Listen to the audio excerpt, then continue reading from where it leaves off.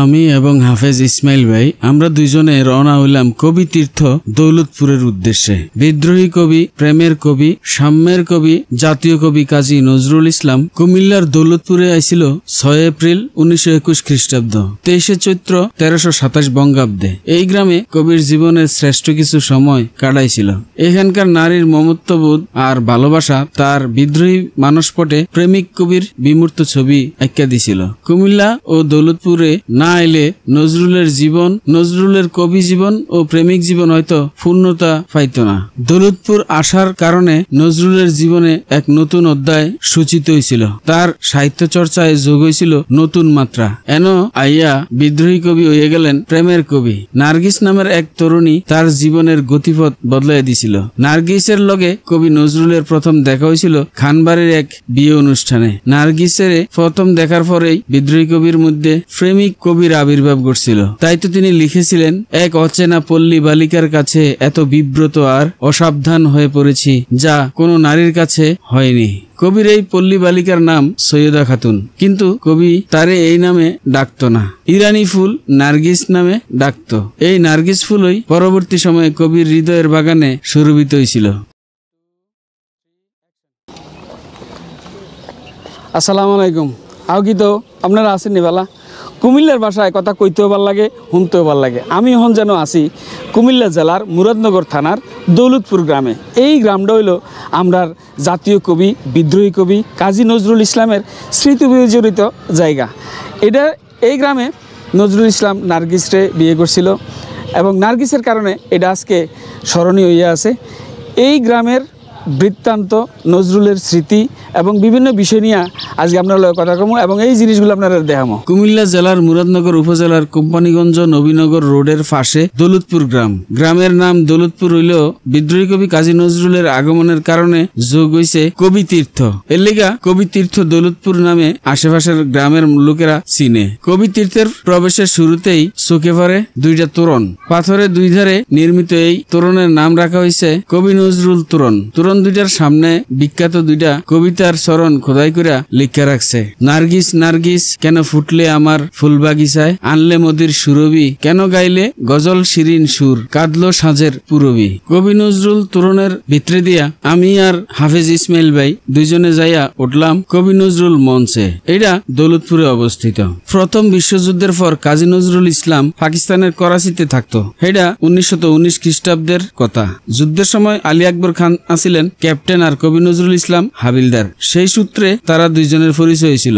শুধু পরিচয় হইয়ে থাম্মা থাকে নাই, দুইজনের মধ্যে হৃদ্যতাপূর্ণ সম্পর্ক গড়ে উঠছিল। কবি নজরুলের প্রতিভায় মুগ্ধ হইয়া আলী আকবর খান নজরুল রে আমন্ত্রণ জানাইছিল নিজের গ্রামের বাড়ি দৌলতপুরে আসতে। আলী আকবর খানের আমন্ত্রণে সাড়া দিলেও কবি নজরুল সরাসরি দৌলতপুর আইছে না। প্রথমে আইছিল কুমিল্লা শহরে। কান্দিরপাড়ে আইয়া নজরুলের বন্ধু বীরেন্দ্র কুমার সেনের বাড়ি উঠছিল। এন আওনের ফতে চট্টগ্রাম মেল ট্রেনে বইয়া বইয়া নীলপরি নামে একটা কবিতা লিখছিল। কান্দিরপাড়ে 2-3 দিন থাকার পর 6 এপ্রিল আলী আকবর খানের লগে আইছিল দৌলতপুরে। এখানে আওনের পর আলী আকবর খানের বাগ্নি সৈয়দা খাতুন বা নার্গিস আরা খানমের লগে কবি নজরুলের পরিচয় হয়েছিল।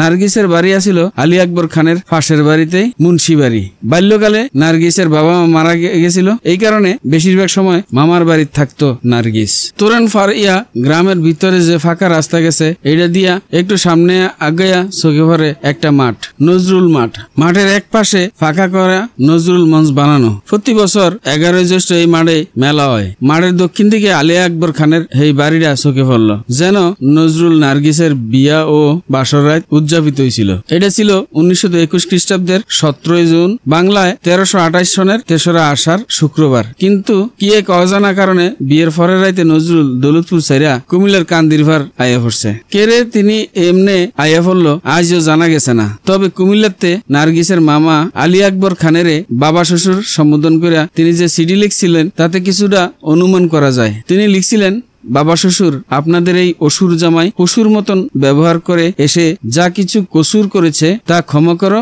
সকলে। আমি সাত করে পথের ভিখারি সেজেছি বলে লোকের পদাঘাত সইবার মতন ক্ষুদ্র আত্মা অমানুষ হয়ে যায়নি। আপন জনের কাছে থেকে পাওয়া অপ্রত্যাশিত এত হীন ঘৃণা অবহেলা আমার বুক ভেঙে দিয়েছে। নজরুল চলে যাওয়ার পর নার্গিস সুদীর্ঘ 16 বছর তার অপেক্ষায় আছিল। তারপর তিনি আজিজুল হাকিম নামে একজন অখ্যাত কবিরে বিয়ে করছিল। আজিজুল হাকিম আর সৈয়দা খাতুন ওরফে নার্গিস সংসারে 2 ছেলে হয়েছিল। ছেলে 2জন বিদেশে থাকে এখনো। দৌলতপুরে নার্গিসের বসতভিটা এখন আর নাই। আমি আর ইসমাইল ভাই নার্গিসের বসতভিটা খোঁজনের লেগা মুন্সিবাড়ি গেলাম। হেন যাইয়া দেখলাম যেন তার বাড়ি আছিল এন বিরাট বড় একটা প্রাইমারি স্কুল হয়েছে। এই প্রাইমারি স্কুলটার নাম নজরুল নার্গিস প্রাথমিক বিদ্যালয়। তবে আলী আকবর খানের ওই বাড়িটা এখনো আছে, রাজপ্রাসাদের মতন কারুকার্যময় দ্বিতল ভবন। বাড়িটার সামনে আছে পুকুর। এই পুকুরেই নজরুল ঘন্টার পর ঘন্টা সাঁতার কাটতেন। একবার পুকুরে নামলে উঠবার নাম নিত না। সাবানের পর সাবান মাইক্কা ফেনা তুললা পুকুরের এই ফেনা ফানি ছোট শিশুরার লগে লাই খেলতেন। ডুব দিয়া তারার কলের গান শোনাইতো। আলী আকবর খানের এক বোন ছিল, নাম ইফতেখারুন্নেসা। নজরুল উনারে মা ডাকতেন। পুকুরের পশ্চিম পারে একটা আম গাছ আছিল, এটা এখন আর নাই। ইফতেখারুন্নেসা এই আম গাছের তলায় খাবার নিয়া আইয়া নজরুল রে ডাকতেন, আয় নুরু খাইতে আয়। তখন নজরুল ভদ্র ছেলের মতো গোসল সাইরা বাড়িতে আইয়া ভাত খাইতেন। এই আম গাছের নিচে বইয়ায় নজরুল রাত দুপুরে মন ভুলানো উদার সুরে বাঁশি বাজাইতেন। দুপুরে শীতল ফাটিতে বইয়া কবিতা ও গান রচনা করতেন। আম গাছের পাশে আছিল কামরাঙ্গা কামিনী কাঁঠালের সারি। এন তিনি খানবাড়ি ও দৌলতপুর গ্রামের ছেলে মেয়েদের নাচ গান বাদ্য শিখাইতেন। যদিও গাছগুলো এখন আর নাই, কয়েক বছর আগে মারা গেছে। তবে আম গাছের গোড়া এখনো ফাঁকা করে রাখা হয়েছে। আম গাছটা ছাড়াও তখন খানবাড়িতে 12টা কামরাঙ্গা গাছ আছিল। কবির শোবার ঘরের সামনে আছিল একটা কামরাঙ্গা গাছ, যা তার অনেক কবিতা, গানে, হাসি কান্না, মান অভিমান এবং মিলন বিরহের নীরব সাক্ষী। এই গাছরে নিয়া তিনি লিখছিলেন, কামরাঙ্গা রং লোকের পীড়ন থাকে, ওই সুরের স্মরণ চিবুক তোমার বুকের, তোমার মন জামরুলের রস ফেটে পড়ে, হায় কে দেবে দাম। কাজী নজরুল ইসলাম মাঝে মধ্যে দুপুরবেলায় এই গাছের শীতল ছায়ায় বইয়া আপন মনে গান গাইতেন, গান রচনা করতেন। এই গাছটা এখনো আছে। নজরুল স্মৃতি ধরে রাখতে গাছটাতে ফলক বানানো হয়েছে। নজরুল যখন বিকাল বেলায় এই গাছের ছায়ায় শীতল ফাটি বিছাইয়া বইয়া কবিতা ও গান লিখত, তখন নানা কাজের চলে এন ছুট্টাইতো নার্গিস।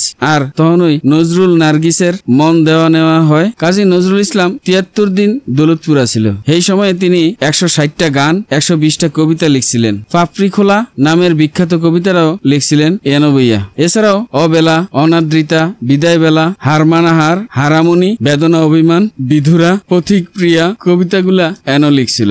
রাতকা বাজাইতেন বাঁশি আর দিনের বেলা পুকুরের শান্ত পানিত নাইমা খেলতেন জলকেলি। গ্রামের বউজিয়েরা কলসি ভরতে পুকুরে আইলে তিনি তারার লগে ছেলে মানুষই করতেন। এই জন্য নজরুল ঘুম থেকে উঠোনের আগেই কলসি ভরে নিত গ্রামের মেয়েরা। কবি তীর্থের একজন প্রবীণ লোকের কাছ থেকে আমরা জানছি। আলী আকবর খান 1977 সালে মারা যান। দৌলতপুরে নিজের পারিবারিক কবরস্থানে তাকে সমাহিত করা হয়েছে। নার্গিস মারা গেছিল 1985 খ্রিস্টাব্দে। ইংল্যান্ডে অবস্থান করার কারণে তাকে ম্যানচেস্টার শহরে সমাহিত করা হয়। দৌলতপুরে কাজী নজরুল সম্পর্কে লিখতে যত সামান্য ইতিহাস পড়তাম যায় জানতাম পারছি 50 বছর কবি নজরুলের দৌলতপুরের অধ্যায়টা অজানা, একেবারে আড়ালে আসিল। কেউ কোন রকম রচনা কিংবা প্রকাশ করেনি। তারপর 1972 সালের 23 জুলাই দৌলতপুর নজরুলের স্মৃতি স্মরণী সংসদ গঠিত হয়। আর 1985 খ্রিস্টাব্দে তৎকালীন জেলা প্রশাসক সৈয়দ আমিনুর রহমান নজরুল নিকেতনের রূপ দেন। বলা চলে নজরুল স্মৃতি স্মরণী সংসদ গঠনের মধ্য দিয়া দৌলতপুরে স্থানীয় পর্যায়ে নজরুল চর্চা ও সাংস্কৃতিক স্মৃতি সংরক্ষণের উদ্যোগ নেওয়া হয়। পরবর্তী সময়ে সংসদ সদস্য দিলারা হারুন নজরুল স্মৃতি বিজড়িত স্থানগুলিতে স্মৃতিফলক লাগাইয়া সংরক্ষণের উদ্যোগ নেন। এখন অবশ্য বেশিরভাগ স্মৃতি নিমজ্জিত হইয়াছে। আম গাছের গোড়া ফাঁকা করে সংরক্ষণ করার চেষ্টা হলে শুকাইয়া মিলে যাইতেছে প্রায়। নার্গিস ও নজরুলের বাসর রাতে যে খাট ব্যবহার করছিল, এই খাট এখনো খানবাড়িতে আছে, তবে অরক্ষিত অবস্থায়। খানবাড়ির লোকেরা ব্যবহার করে। এটা হলো সেই খাট, যে খাটও কবি নজরুল আর নার্গিসের বাসর হয়েছিল এবং তারা এই খাটেই এখানে থাকতো। আমি এখন কথা কইতেছি কবি নজরুলের স্ত্রী নার্গিসের একজন ক্ষুদে বংশধর। ভাই আপনার নাম কি? রায়ত খান রাফি। আচ্ছা আচ্ছা, কবির যে স্ত্রী নার্গিস, ওনার সাথে আপনার সম্পর্কটা কি? উনি হলো আমার বড় আম্মু, আমার দাদার ফুফু। আচ্ছা আচ্ছা, আমার দাদার আপন ফুফু হয়। আচ্ছা, এই খাট সম্পর্কে আসলে আপনি কি জানেন? এই খাট হলো এটা আমাদের বংশগত খাট। আর এটার মধ্যে কাজী নজরুল ইসলামের বাসর হয়েছে নার্গিসের সাথে। আচ্ছা, বিয়ে হয়েছে এখানে, বাসর হয়েছে এই খাটে। আচ্ছা, এখন এই খাটটা কে ব্যবহার করে? মনে হচ্ছে ব্যবহার হইতেছে। জি, ব্যবহার হইতেছে বলতে এই যে সামান্য মানে যেহেতু ফ্যামিলি সূত্রে আছে হালকা পাতলা আর কি ব্যবহার হয়, ওটা আপনি থাকেন? জি, যেহেতু পড়ার টেবিল সাথে আর কি। আপনি কি করেন? আমি আপাতত আইএলটিএস করতেছি আর কি, যে বাইরে যাওয়ার প্ল্যান আর কি। আমার এইচএসসি কমপ্লিট। ইউরোপে যাওয়ার চিন্তা ভাবনা? না, অস্ট্রেলিয়া। জি জি, এই জন্য আইএলটিএস করতেছেন। কবি নজরুল ইসলামের সাথে আপনার বড় আম্মা এই নার্গিসের বিয়ে কত সালে হয়েছিল? 1921 সালে হয়েছিল। 1921 সালে উনি 1921 সালে 24শে মে আসার 71 দিনের, যখন 71 দিন ওই দিন বিয়ে হয়। বিয়ের পরপরই চলে যায়? বিয়ের পরের দিন মানে বিয়ের দিন রাত্রে স্টে করে, তারপরে মনে করেন যে একটু ঝামেলার কারণে চলে গেছে। হ্যাঁ, আচ্ছা আচ্ছা, তাহলে উনি এখানে স্টে করেছিলেন 71 দিন। আচ্ছা আচ্ছা, উনি যেদিন যাবেন ঠিক সেদিন তার আগের দিন রাতেই বিয়ে করছিলেন? মানে বিকালের দিকে বিয়ে হয়েছে, রাত্রেটা স্টে করছে, পরের দিন ভোর সকালে চলে গেছে। ও আচ্ছা আচ্ছা, ঠিক আছে। আচ্ছা, নার্গিস ম্যামের কবরটা এখন কোথায়? নার্গিসের তো ওনার বিয়ে হয়েছে, আবার নজরুল চলে যাওয়ার পরে বিয়ে হয়েছে আরেকজন কবি হাসান আজিজুল হক।